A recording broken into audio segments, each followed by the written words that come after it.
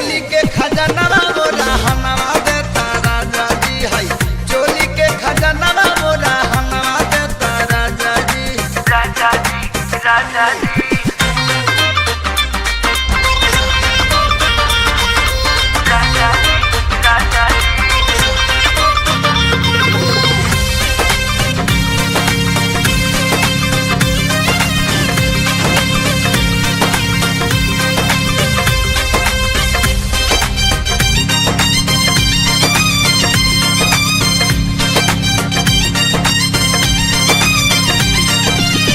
करवट फेरी लेता चूड़ी हमार खाना के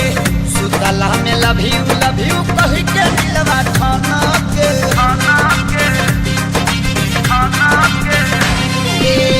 करवट फेरी